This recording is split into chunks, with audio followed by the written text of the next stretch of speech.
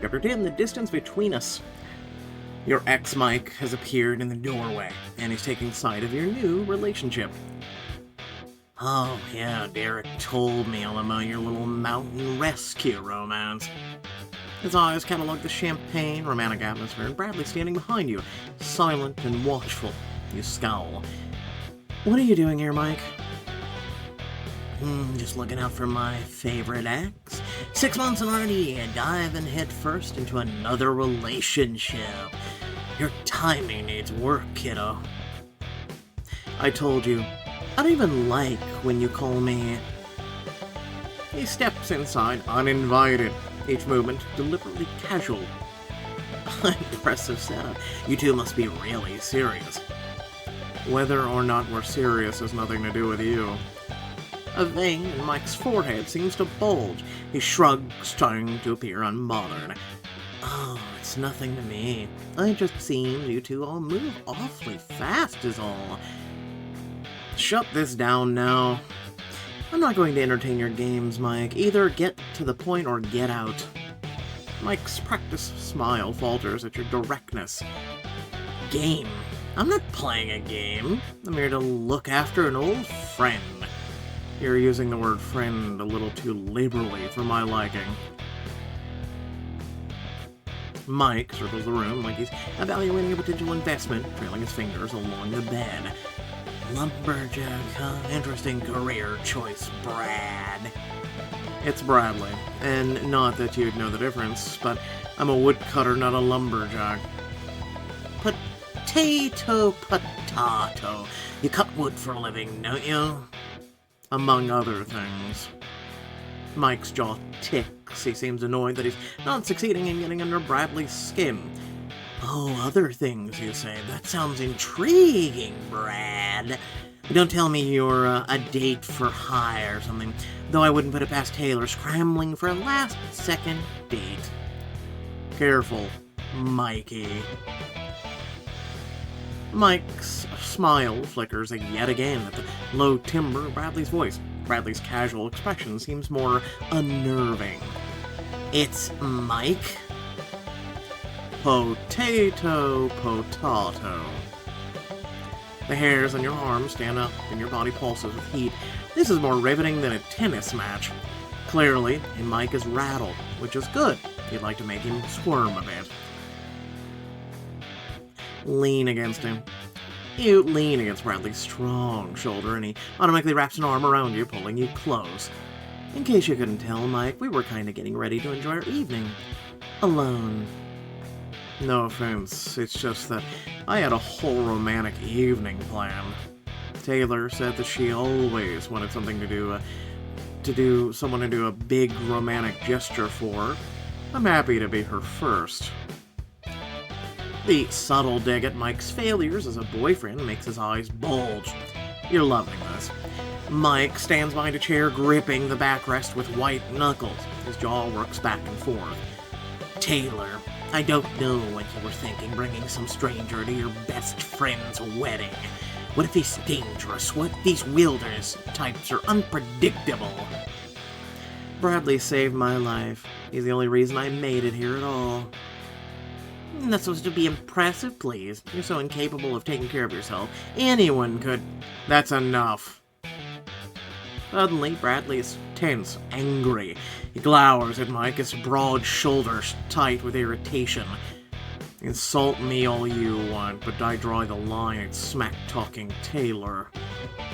Oh, here he goes again. Ladies and gentlemen, protecting the defenseless little fawn.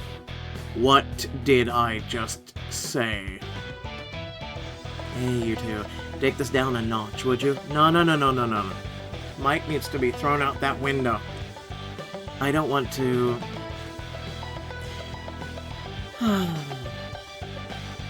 Give Mike the satisfaction of a fight. Bradley nods, but doesn't move, just stands sturdy as a statue staring him down. Trust me, I wasn't planning on fighting. I only pick on people my own size. You make it sound like I came here looking for a fight.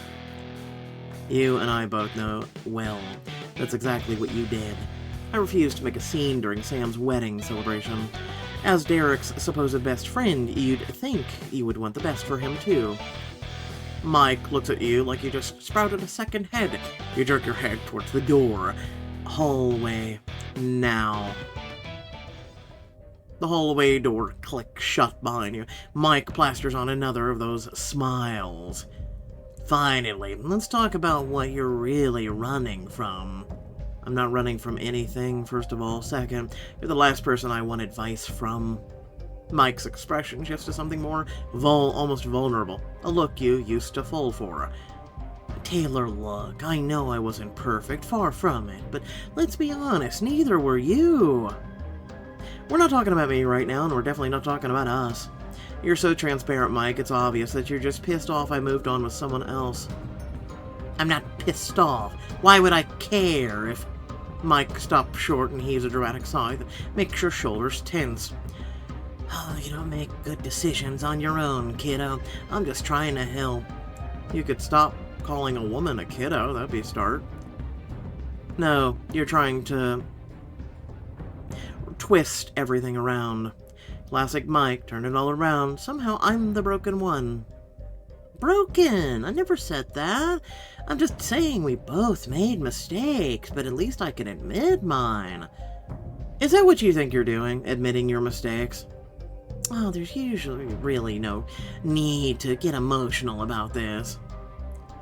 You ever wanted to break someone so badly? Yeah, no. You groan and run your hand down your face. This man is so aggravating, your heart rate is out of control. Mike steps closer, his voice dropping to that intimate tone he used to use when breaking down your defenses. Listen, you don't have to do this, you know? Any of it. You turn to stare at him, genuinely confused. What is he talking about? If your aim with the mountain man was to make me jealous, it won't work. If anything, I'm just worried. You can't be serious. Make you jealous? I'm with Bradley because he actually cares. Bradley listens to me. He tries to understand my perspective, even when it's hard. That's more than I could ever say for you as a partner. I always had to try and see things your way. Besides, Mike, trying to make you jealous implies that I think you ever given a damn about me. I'm not stupid. I know you've never cared about me, really, not even for 1 second. Taylor! But you don't let him finish. You turn around and storm back into your room, slamming the door behind you. Bradley looks up at you as you reappear, tension visible in every line of his body. You okay? You exhale shakily, suddenly feeling 10 times more exhausted than you did 10 minutes ago. I don't know, fine, I guess. I'm glad I got our first interaction out of the way. You lift your head, hoping to meet Bradley's steady gaze. Instead, he looks rattled. Are you okay? You look spooked. I'm alright. This isn't about me, anyway. Don't do that. You're upset, aren't you? By what Mike said?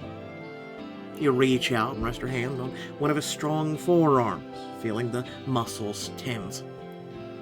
I don't know if upset is the word. I'm just hoping he doesn't have a point about us moving fast.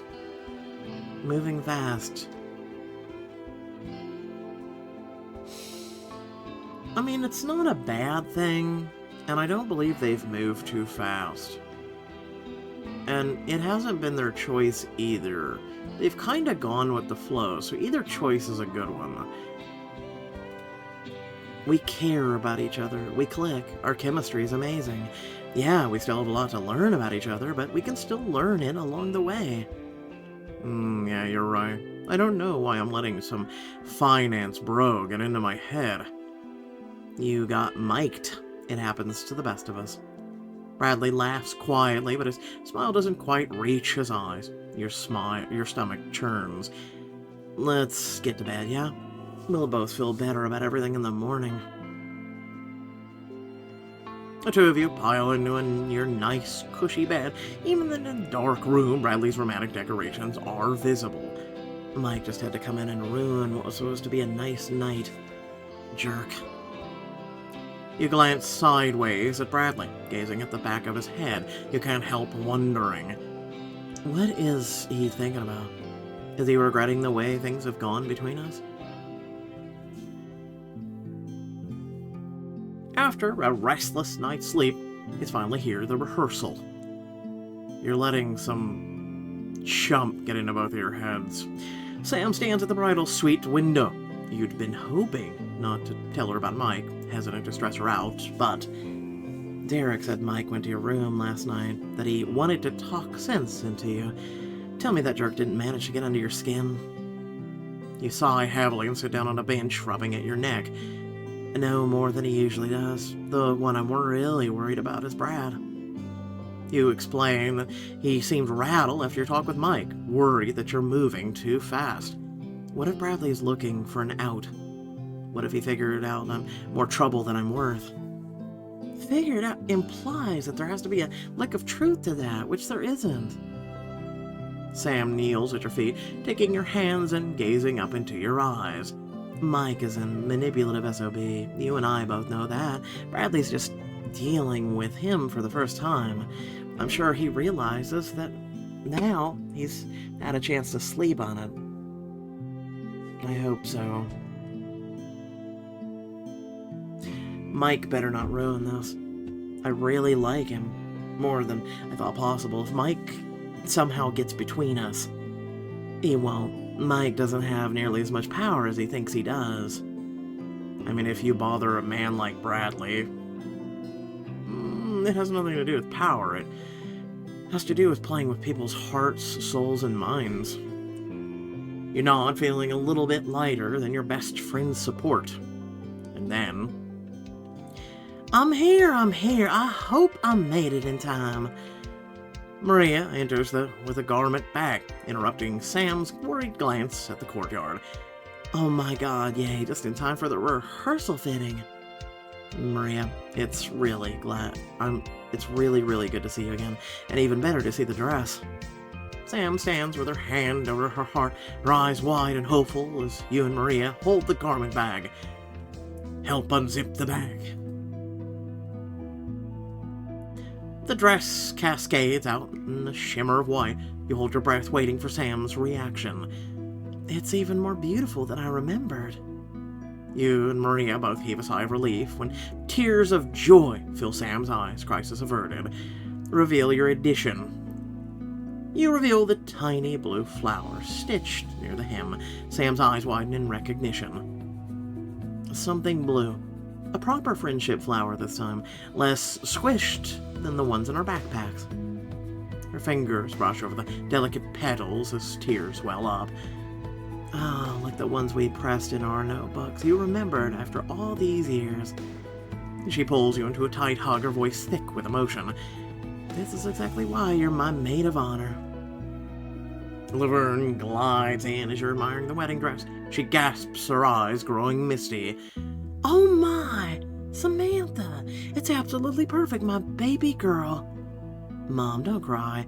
You're gonna set me off all over again. Maria, you're a miracle worker. I can't believe you fixed it so quickly. Oh, just doing what needed to be done for our bride. And what about the extra thing I asked for? She turns to you with a knowing smile. Moving to a separate garment bag, you narrow your eyes. What do you mean the thing you asked for? I didn't realize you were even in contact with her. Oh, of course she is. She's the bride, after all. She had a last-minute request I couldn't say no to. She unveils an outfit that makes everyone stop mid-motion. Your eyes go wide at the sight of it. This isn't for me, is it? Duh, of course it is. Maria and I both figured you deserve something nice after all you've been through. Bradley won't be able to take his eyes off you. And that unfortunate boy, Michael, will know exactly what he lost. Mom, you're so bad. As long as Taylor feels confident in it, that's all that matters. You run your fingers over the fabric, your chest feeling warm at your friend's sweet gesture. I mean, it's very revealing, let me be honest with you, for starters, but isn't this where women who get married and they're in their wedding gown are worried that someone is going to upstage them? I'm just saying. Golden hour, let's go. The mirror reflects back a version of you that commands attention. The guy from Austin Powers is just going, gold!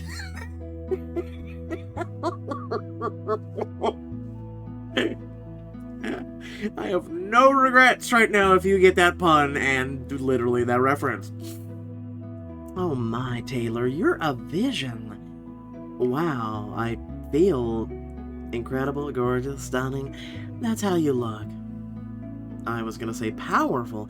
I didn't realize one outfit could make me feel like this. Clothes are magic like that. They can turn a dark day into one that's a little brighter. Yeah, maybe for women. I don't know about guys. You smile at Sam and Maria, and back at your reflection. You feel ready for anything all of a sudden. Elena appears in the doorway, but her professional demeanor falters as she looks past you. Rehearsal starts in 2 hours. Oh no, what's going on out there? What? You and Sam exchange confused glances, then go to the window to peer outside. Derek and Mike are standing below the window.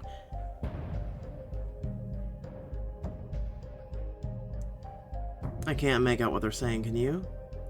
No, but whatever it is, it's clearly not good. Michael has no sense of appropriate timing. Why the actual f*** is he here if no one likes him?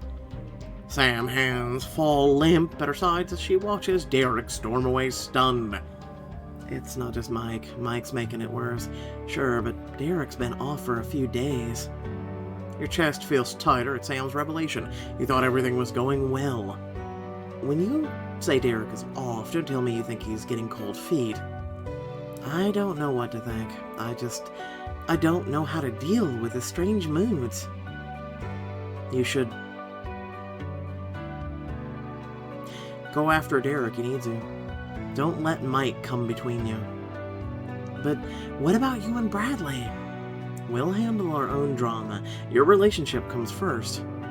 Sam squeezes your hand before hurrying after Derek. You glance out the window, Mike vanishes soon after Derek. The look on his face is seared into your mind. If Mike tries to mess with Sam's wedding in any way, I'll destroy him. Listen, I'll dig the hole. Seriously. A while later, it's finally time for Sam and Derek's wedding rehearsal. The room buzzes with excitement and tension. Wedding party places, time for the processional run-through. Standing tall at the end of the aisle, you adjust your outfit and begin the walk. Confident, classy, ready for anything. Your eyes finally land on Bradley, who's sitting alone on the bride's side. His eyes are soft and adoring as he mouths, "Taylor, you look incredible." You're comforted by his response. He still looks a bit guarded, but it's something.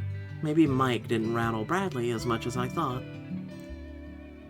I'm sorry, but if I saw someone I loved walking down the aisle looking like that, Mike would be the last thing on my mind. He wouldn't even be in there, man. Speaking of Mike, Elaine is bustling all over the room to search for him. Where is he? We need someone to walk down the aisle alongside the maid of honor. Sam turns to Derek at the aisle, looking nervous and flustered. Derek, you promised he wouldn't do this. Where the hell is he? I don't know, okay? I'm not Mike's keeper. We can't delay any longer. We need someone to stand in. I'll do it. Your eyes widen as Bradley easily slides out of his seat and strides towards you, offering an arm. Sam sighs in relief. Thank you, thank you, thank you. I swear, that man is going to be the death of us all. Your arm slots neatly into his, and you feel immediately comforted by his presence, and you whisper, Bradley, thank you for stepping in. I prefer you to the partner I'm supposed to have. Not exactly a high bar, but I'm glad to be clearing it anyway. I'm gonna have your back, Taylor. Even if, I swear to Jesus, Mother of God, if it's him. The familiar wedding march interrupts you. Suddenly you're walking down the aisle with the wrong partner. No, it doesn't feel wrong at all.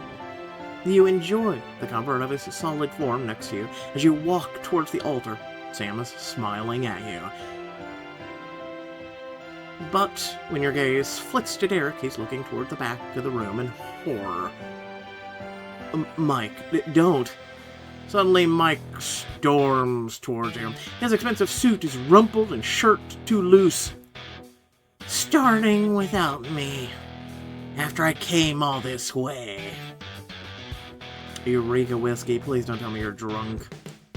Relax, walking partner. Here, Brad, let me take her off your hands.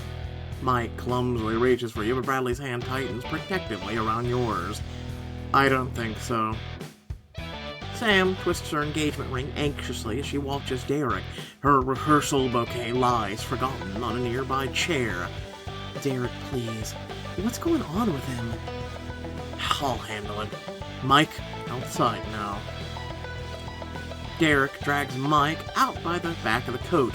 Sam hastily follows after them. In their wake, the room is tense. That Mike kid has been nothing but trouble. 2 hours into the rehearsal dinner, I suggest everyone use the time wisely. You take a deep breath, feeling unsettled. Mike doesn't usually get drunk like that. Why do we give a damn? It's part of some game he's playing, I'm sure of it. Somehow, Derek manages to wrangle Mike, and the rehearsal dinner goes off without a hitch. The dinner's winding down, plates being cleared around you. Bradley hasn't said much since you sat down. And you've barely touched your food. Just thinking about last night, I shut down and I shouldn't have. We can talk about it later. Bradley turns to you, voice low enough for just you to hear. No, I need you to know why I reacted that way. Look, Taylor, it's not that I have doubts about us. That jackass Mike just had me thinking about how unusual our relationship was. And I didn't like that you had to take him outside and deal with the fallout all by yourself. That's what rattled you? That I dealt with Mike in the hallway alone? Bradley, you did help me, though. If you hadn't been with me when Mike barged in, who knows how the conversation would have gone. In the past, he's gotten into my head, made me doubt myself, doubt everything. You reach out and gently caress his shoulder, hoping to soothe him. Because you were there to back me up, I had the confidence to tell Mike to screw off. Maybe I would have been able to do that without you, but I know you helped, just by being in the room. The bottom line is, having your support is incredible. I love that you're there for me all the time. But you're my partner, not my bodyguard. It's not fair on either of us if you always feel responsible for me. His posture loosens up and he gazes at you with warm, grateful eyes. He nods. Right, of course, I can't always follow you around and try to fix things without giving you the chance. You're an amazing woman, Taylor. It's one of the things to acknowledge about you. But I need to put my money where my mouth is. I need to let you handle things on your own. If you come to me for help, I'll help. But if I say I don't need it, trust me, I'm a grown woman. I can take care of myself sometimes. He squeezes your hand. Your attention is drawn to Sam, who's sighing over the meal Elena organized. It's all so perfect, baby, isn't it? It's perfect. Sam squeezes Derek's hand, but he's staring at his phone. Huh? Oh, yeah, honey. Yeah, it's perfect. Down the table from you, Bradley, Mike is increasingly growing pile of empty wine glasses. And I'm so happy for you, Big D. I'm gonna miss the old days. Closing deals, chasing highs, living it up, the Mariana style. Mike, come on. That was a long time ago. Oh yeah, before you got all domesticated, bro. I miss my bro. The room suddenly falls quiet. You exhale tightly, pinching the ridge of your nose. Whatever you're up to, Mike, you need to cut it out. No one is here to see you. It's Sam and Derek's celebration. Stop trying to make yourself the center of attention. Oh, you're the one making a big deal out of a little harmless comment. Enough. We paid for this celebration that so it could be enjoyed, not ruined by a belligerent drunk. Mike swirls his wine glass, every gesture deliberate performance. Oh, who says I'm enjoying it? I'm having a great time. Doesn't mean I can't point out the obvious. If we could all gather our attention for the speeches. before Elena's attempt to redirect the conversation falls flat. Mike staggers to his feet, his wine sloshing. Yeah, I got a speech. You know, Derek and I built empires together back when he had ambition. Mike, seriously, that's enough. When building something big, you know? You have to know when to cut your losses, like trading your freedom for marriage. Derek looks like he wants to protest again, but his phone is buzzing off the hook. He stares at the screen, distracted. Mike, for God's sake, sit down. Mike just blazes on through as if Fraser didn't say anything at all. Hey, Derek, I'm happy for you, man. At least now someone can monitor your spending a little better. Mike, stop talking now. Bradley shifts forward in his chair. You feel the tension radiating off of him. You have to do something. Kill him. Everyone would help. I told you once, I'll dig the hole. Bradley can, I don't know, build the coffin. Tell me, Derek, does Sam know about the secret account? Fraser slams his hand on the table, interrupting Mike. Derek's phone continues buzzing off the hook. Michael, that's enough. Oh, come on, I'm just making some little inside jokes. With Derek, isn't that what a best man's for? Derek, man, I'm just saying, if you speak up now. Mike, shut the hell up already. The room goes silent as all eyes turn to you. I've had enough of your bullying, everyone. It's bad enough when it was just me, but Derek? He's supposed to be your best friend. You're his best man. Damn. And instead of supporting him, you're trying to ruin his life. You have no idea what you're... I don't recall saying you could speak, Mike. I'm still talking. The crowd gasps and Mike stares at you with a genuine look of shock. You go on. I don't know what's possessed you suddenly to turn on Derek, and I don't really give a damn. It doesn't matter what your motives are. What matters is we're not going to let it slide. You don't just get to sweep in, make ridiculous accusations at a rehearsal dinner. Mike stares at you with a dumbstruck look on his face and shakes his head, trying to get it together. You don't get to stand on your soapbox and try to act like you're an expert on anything. Poor little Taylor, always second best, always behind everyone else. We're not talking about me, Mike. For once, just keep my name out of your mouth. Yeah, Mike, what are you, obsessed with her or something? It certainly seems that way to me. Oh, who asked you? You can't just blaze in here like your opinion on anything matters.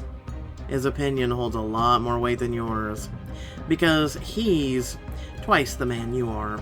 It kills you, doesn't it? You always pride yourself on being an intellectual. You claim physical stuff doesn't matter. You slide your hand up the juncture of Bradley's neck and shoulder, massaging the taut muscle.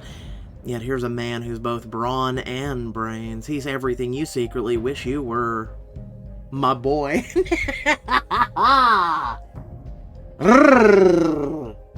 Listen, where do I find me one of them fine women like that? Mike's eyes split to your hand. A vein bulges in his ruddy forehead. The difference is Bradley's humble, honest, two things you've never been a day in your life. Bradley turns to kiss your temple. You know it's not to rub salt in the wound, but you enjoy Mike's scowl anyway. I'm the one who should be bragging. Here, Mike, you did me a huge favor when you let this one go. Dumbest mistake you ever made. And that's saying something. Agreed. Taylor is a wonderful young woman. She would have made your life easier, Michael. Mike seems flustered, which fills you with a sick thrill of satisfaction. Good. He feels cornered. I don't know why you're ganging up on me. I'm trying to expose the truth. Derek is... Enough about Derek, Mike. You spent this entire dinner trying to expose him for something. This isn't the time or place, you know that, and you don't care. You don't care who you drag through the mud.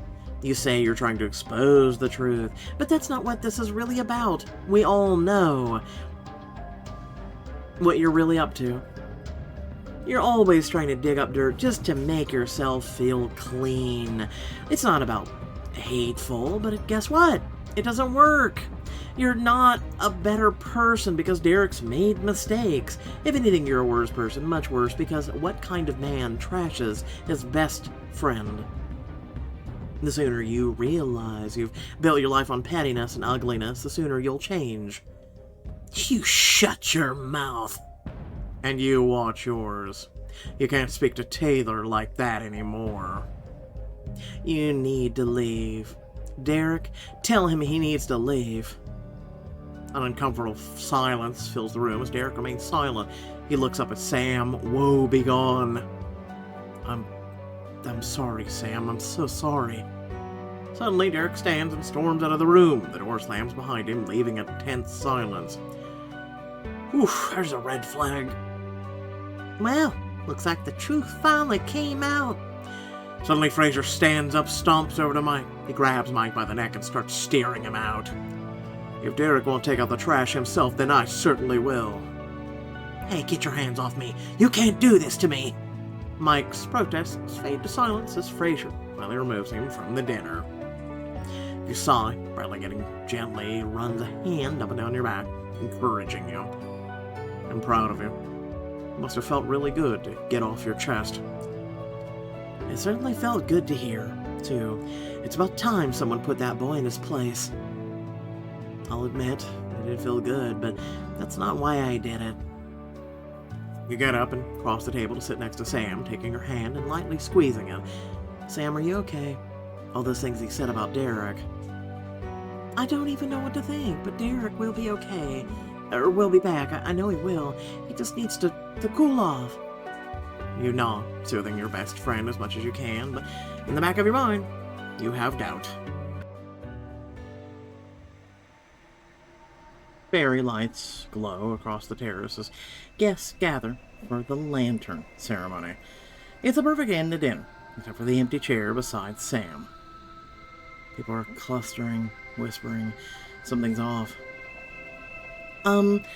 We will begin the ceremony shortly, right after we find our groom. Sam checks her phone for the third time in 5 minutes, her other hand methodically shredding the corner of a cocktail napkin. He didn't even say where he was going. He just left. Honey, where is Derek? What's happening? May I just ask a quick question? What is that line on her cheekbone? I'm just kind of curious. Yeah. Mike, what exactly is going on? What did you do to Derek? Nothing. Sheesh, these merger negotiations are delicate. Timing is everything. Merger negotiations now? She crumbles and napkin completely, abandoning her pretense. Her fingers move to her engagement ring, twisting. Just ensuring everyone's interests are properly aligned. Koki nudges Bradley, his nose twitching towards the forest path. We need to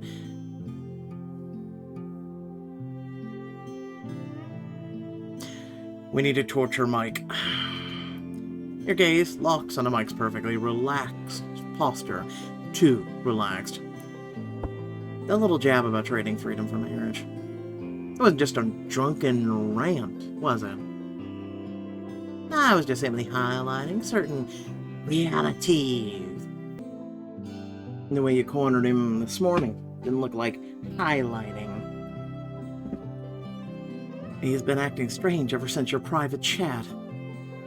What exactly did you say to him? Mike clicks his tumbler in a mock saloon. Some decisions require proper cost-benefit analysis. This is a wedding, not a board meeting. Some people just love to cross lines. And you've crossed every one tonight. The wedding party clusters tighter as thunder rolls in the distance. Mike, tell us what you said to Derek while we were getting ready. Every word. I merely suggested that small-town legal practice has limited returns. You had no right to interfere with my fiancé's business. He knows that. He was just trying to tank your wedding like a hostile takeover. Oh, please, it's a professional concern. Derek's numbers, don't lie. You do. I don't believe a word that's come out of your mouth tonight. Lightning flashes across the mountain peaks. The storm's getting closer. We need to find Derek before the weather hits. Koki paces between the trees and terrace, his rescue training evident in every move. What if Mike's right? What if Derek's distraught out in the wilderness? What if... The lantern flames dance wildly as the wind picks up. Time's running out. We can't waste time wondering what if. It'll just end up making things worse in the end. Bradley catches your eye, his experience reading the mounting storm clouds. The weather's moving fast. We need a plan. Take charge of the search. I'll organize everything. Okay.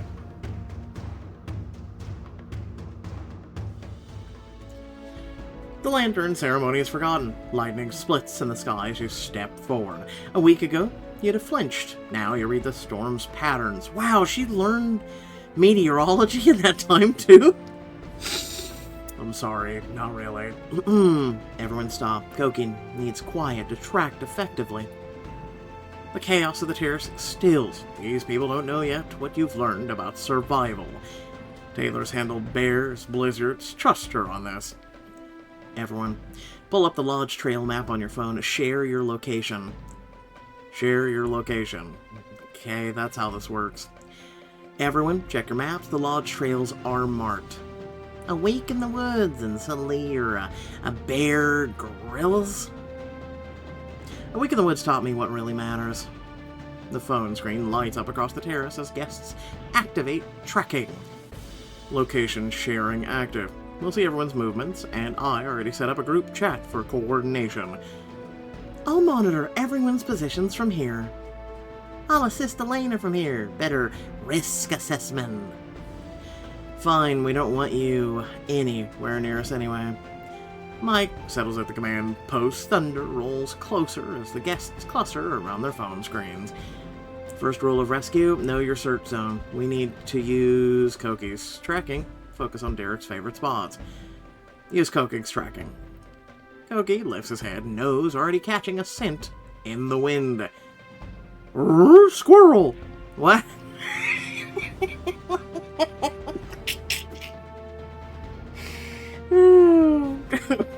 I'm kidding. Koki's got something. Everyone, track our position on your phones.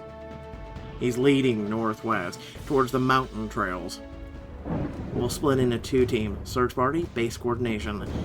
The air grows heavy with moisture, making phone screens difficult to read. The storm's moving faster than I thought. Sam starts towards the trail, but Mike blocks her path. Perhaps we should consider the statistical likelihood of his location. We don't have time for your BS, Mike. Bradley checks the storm's approach on the weather app. We've got maybe 15 minutes before this hits full force. The wedding guests cluster around their phones watching the storm radar. I don't care about the storm. We have to find him. What if he's hurt?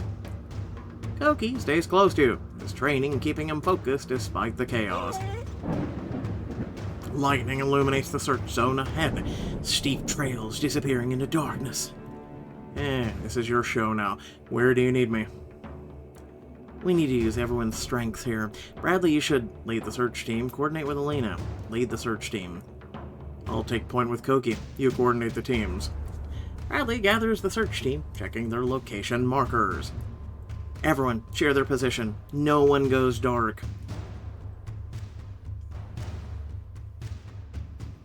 Sam watches from base team, monitoring the group chat. Mike steps closer to the group, studying his weather app. These coordinate conditions, the risks might outweigh potential returns. Unlike you, we actually care about finding Derek. Wedding guests split into search positions, phones lighting the darkness. Have we even left the deck yet? Because if Mike, Elena, and others are staying here, but we're splitting into two groups, how are we all still communicating with one another in person? He wouldn't just leave, not without saying something. Some choices require careful consideration of options. Koki barked sharply. He's caught a fresh scent. Better move fast. Storm's almost on us. Elena, keep us updated on the group chat. Already on it. Just ping me if you need anything. Be safe out there. Lightning reveals the treacherous path ahead. Everyone ready? We need to make this count. We need to move. Trust Koki's instincts and run. Use our phones to mark a safe path. Trust Koki's instincts. Koki lurches forward, catching a stronger scent. Move, now. Everyone follow my location marker. Finally. He couldn't have gone that far. The search team surges forward into the storm. You let an organized search operate. I'm gonna be right back, guys. I need to run into traffic real quick and hope a semi hits me. Nobody moves alone from here on out. Rain pelts down now, threatening to wash away any traces of Derek. Keep your phones dry. We can't lose contact up here. Thunder rumbles as Koki pulls towards the trail. Time to see your mountain training paid off. Everyone stay alert. Koki's our best shot at finding him. Search and base teams coordinate through the group chat, each position marked clearly. I shouldn't have picked this diamond choice. I really shouldn't have. Okay, everything is coordinated. Let's hit the trail. See, I told you they haven't even left.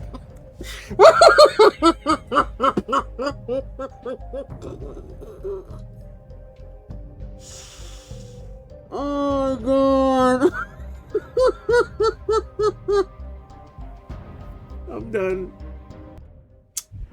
This whole thing has broken me today. Congrats. Koki freezes on the rain-slick overlook trail. Hackles rising. Wait, something's wrong. Lightning illuminates fresh footprints, splitting into different directions. Your phone buzzes with a message from Elena at base, and your heart sinks. Sam is coming from the terrace?